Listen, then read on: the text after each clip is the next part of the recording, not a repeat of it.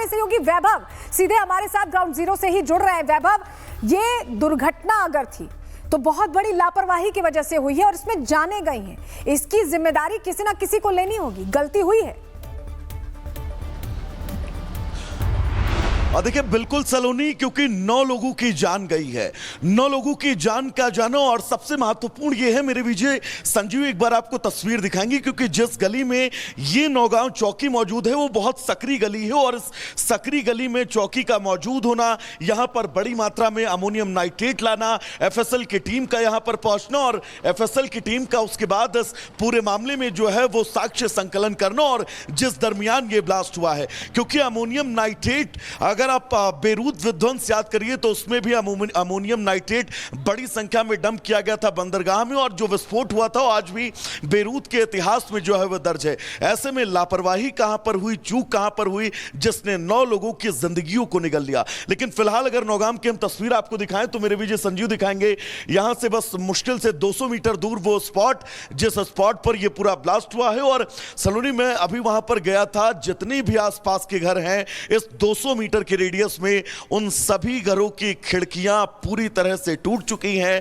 जो इस चौकी के पास घर थे वो घर जमींदोज हो चुके हैं। अब आनन फानन में इस पूरे जमींदोज हो चुके खंडहर को जो है वो वहां से हटाया जा रहा है। बड़ी तादाद में वहां पर जेसीबी मशीन की मौजूदगी है, लेकिन बहुत सारे सवाल हैं। जिस ट्रेल, जिस चेन की शुरुआत फरीदाबाद से हुई, उस शुरुआत के बीच फरीदाबाद में जो जब्त किया गया था अमोनियम नाइट्रेट, वो नौगाम लाया जाना, नौगाम में यहां पर सेफ्टी मेजर का क्या ध्यान नहीं रखा गया था, यह बहुत बड़ा सवाल है। हालांकि जम्मू कश्मीर पुलिस की तरफ से ब्रीफ कर दिया गया है कि ये एक हादसा है, लेकिन इस तरह की घटना को हादसा कह दिया जाता है, कहा जाता है कि एक्सीडेंटल हुआ ये सब कुछ, तो सवाल और भी गहरे हो जाते हैं। अमोनियम नाइट्रेट जिसका इस्तेमाल हमने दिल्ली में देखा, दिल्ली बम धमाका जो हुआ, उससे समझ में आया कि ये कितना खतरनाक है, कितना ज्यादा, मतलब इसको कितना सेफली इसको हैंडल करने की जरूरत है। तो क्या उन चीजों का ध्यान नहीं रखा गया? जब नौगाम में इस पुलिस स्टेशन में रखा गया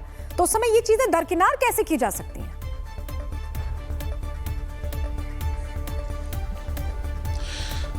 बिल्कुल, इन तमाम चुनौतियों को, उन तमाम सवालों को आप दरकिनार नहीं कर सकते, क्योंकि उससे ठीक 3 दिन पहले दिल्ली के अंदर जिस तरह से लाल किले के सामने ब्लास्ट हुआ था, उस ब्लास्ट ने भी जांच एजेंसियों के सामने कई सारे सवाल छोड़े थे। और सलोनी, एक बात भी लगातार हम दोहरा रहे हैं कि दिल्ली में जो धमाका हुआ था वो इस चेन की शुरुआत है या फिर इस चेन का अंत है, लेकिन जिस तरह से नौगाम में ये धमाका हुआ उसके बाद ये कहा जा सकता है कि अब बहुत ज्यादा सतर्कता बरतनी होगी आने वाले वक्त में जांच एजेंसियों को, क्योंकि कई ऐसे बड़ी बात कह रहे हैं। मैं उम्मीद करूंगी कि इतनी सतर्कता बरती जाए, क्योंकि जांच एजेंसियों के पास सिर्फ 100% सक्सेसफुल होने का ऑप्शन होता है। 1% की भी उनकी अनसक्सेस इस तरह की घटनाओं में तब्दील हो जाती हैं। और हमारे सहयोगी वैभव सीधे हमारे साथ ग्राउंड जीरो से ही जुड़ रहे हैं। वैभव, ये दुर्घटना अगर थी तो बहुत बड़ी लापरवाही की वजह से हुई है और इसमें जाने गई हैं। इसकी जिम्मेदारी किसी ना किसी को लेनी होगी, गलती हुई है।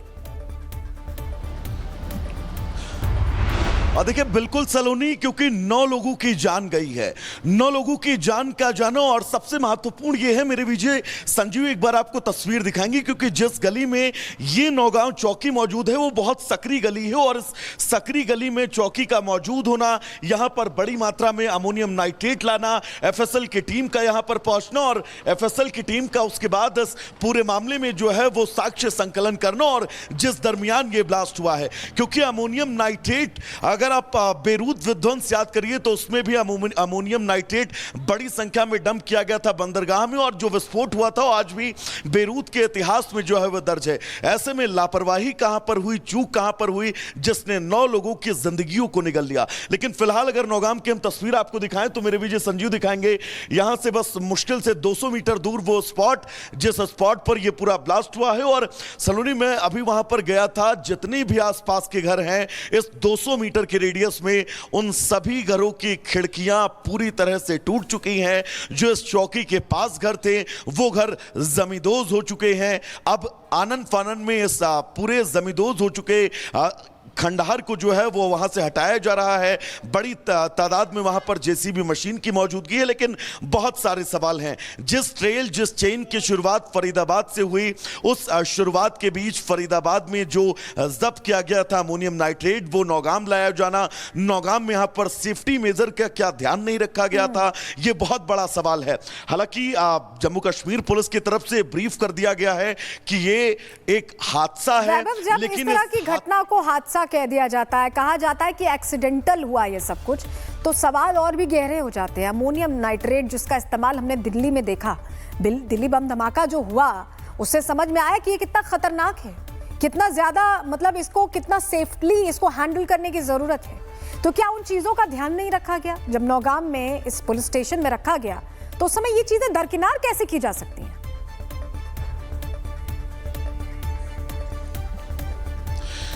आप बिल्कुल इन तमाम चुनौतियों को, उन तमाम सवालों को आप दरकिनार नहीं कर सकते, क्योंकि उससे ठीक 3 दिन पहले दिल्ली के अंदर जिस तरह से लाल किले के सामने ब्लास्ट हुआ था, उस ब्लास्ट ने भी जांच एजेंसियों के सामने कई सारे सवाल छोड़े थे। और सलोनी, एक बात भी लगातार हम दोहरा रहे हैं कि दिल्ली में जो धमाका हुआ था वो इस चेन की शुरुआत है या फिर इस चेन का अंत है, लेकिन जिस तरह से नौगाम में ये धमाका हुआ, उसके बाद ये कहा जा सकता है कि अब बहुत ज्यादा सतर्कता बरतनी होगी आने वाले वक्त में जांच एजेंसियों को, क्योंकि कई ऐसे बड़ी बात कह रहे हैं। मैं उम्मीद करूंगी कि इतनी सतर्कता बरती जाए, क्योंकि जांच एजेंसियों के पास सिर्फ 100% सक्सेसफुल होने का ऑप्शन होता है। 1% की भी उनकी अनसक्सेस इस तरह की घटनाओं में तब्दील हो जाती हैं। और हमारे सहयोगी वैभव सीधे हमारे साथ ग्राउंड जीरो से ही जुड़ रहे हैं। वैभव, ये दुर्घटना अगर थी तो बहुत बड़ी लापरवाही की वजह से हुई है और इसमें जाने गई हैं, इसकी जिम्मेदारी किसी ना किसी को लेनी होगी। गलती हुई है।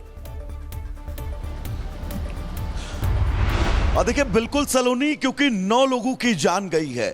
9 लोगों की जान का जानो, और सबसे महत्वपूर्ण ये है, मेरे विजय संजीव एक बार आपको तस्वीर दिखाएंगे, क्योंकि जिस गली में ये नौगांव चौकी मौजूद है वो बहुत सकरी गली है, और इस सकरी गली में चौकी का मौजूद होना, यहां पर बड़ी मात्रा में अमोनियम नाइट्रेट लाना, एफएसएल की टीम का यहां पर पहुंचना, और एफएसएल की टीम का उसके बाद इस पूरे मामले में जो है वो साक्ष्य संकलन करना, और जिस दरमियान ये ब्लास्ट हुआ है, क्योंकि अमोनियम नाइट्रेट, अगर आप बेरूत विध्वंस याद करिए तो उसमें भी अमोनियम नाइट्रेट बड़ी संख्या में डंप किया गया था बंदरगाह में, और जो विस्फोट हुआ था वो आज भी बेरूत के इतिहास में जो है वो दर्ज है। ऐसे में लापरवाही कहां पर हुई, चूक कहां पर हुई, जिसने 9 लोगों की जिंदगियों को निगल लिया। लेकिन फिलहाल अगर नौगाम की हम तस्वीर आपको दिखाएं तो मेरे विजय संजीव दिखाएंगे, यहां से बस मुश्किल से 200 मीटर दूर वो स्पॉट, जिस स्पॉट पर यह पूरा ब्लास्ट हुआ है। और सलोनी, में अभी वहां पर गया था, जितने भी आसपास के घर हैं इस 200 मीटर के रेडियस में, उन सभी घरों की खिड़कियां पूरी तरह से टूट चुकी हैं।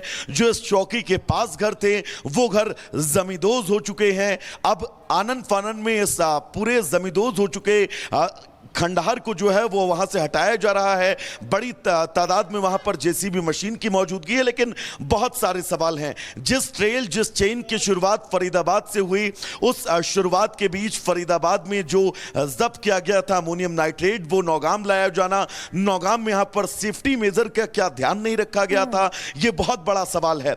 हालांकि जम्मू कश्मीर पुलिस की तरफ से ब्रीफ कर दिया गया है कि ये एक हादसा है, लेकिन इस तरह की घटना को हादसा कह दिया जाता है, कहा जाता है कि एक्सीडेंटल हुआ ये सब कुछ, तो सवाल और भी गहरे हो जाते हैं। अमोनियम नाइट्रेट जिसका इस्तेमाल हमने दिल्ली में देखा, दिल्ली बम धमाका जो हुआ, उससे समझ में आया कि ये कितना खतरनाक है, कितना ज्यादा मतलब इसको कितना सेफली इसको हैंडल करने की जरूरत है। तो क्या उन चीजों का ध्यान नहीं रखा गया? जब नौगाम में इस पुलिस स्टेशन में रखा गया तो उस समय ये चीजें दरकिनार कैसे की जा सकती हैं?